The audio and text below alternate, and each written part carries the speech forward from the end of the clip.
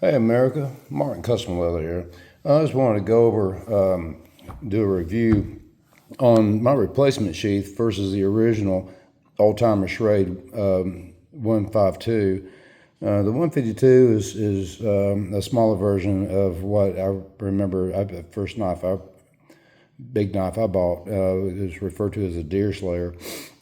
And anyway, yeah, the Schrade 152. I had totally forgotten about the configuration on this. I bought this from my wife before we got married, and last time I saw it, I took my son deer hunting. And but I found this blade. I was I believe I was trout fishing, or I might have been deer hunting. But whoever lost it must have lost it because of the way it hangs. The way it hangs, that handle can come away if the snap is not as tight as this one is, because it had no heavy use other than when we were fishing and deer hunting and stuff. But what do I like about it? Well, for one thing, it's very tight. The way it's molded, and the way it's skived down on each end. This piece comes down, it's skived down, it's paper thin, and so it's all stitched together on both sides. And you can put your finger down in there, and you can feel that it just goes down to nothing.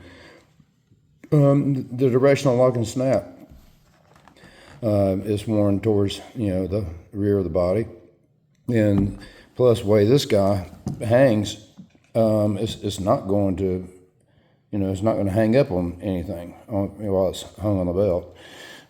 The other is the edges on this.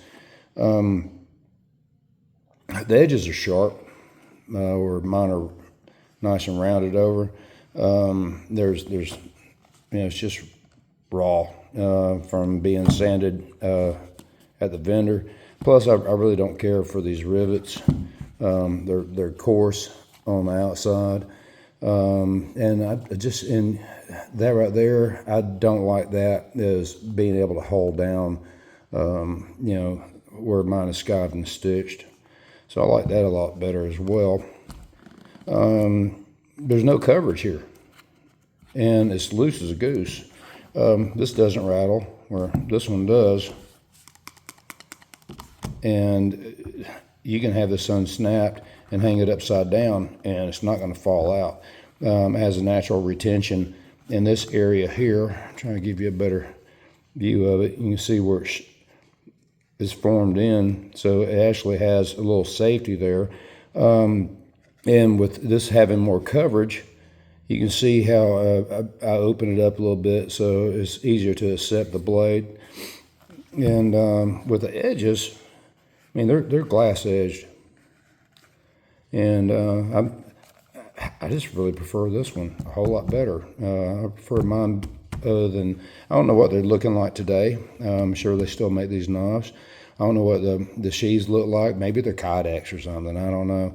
But if you are interested, I also do buck knives, the buck Skinner, and the Alaskan knives, Cub Bear, and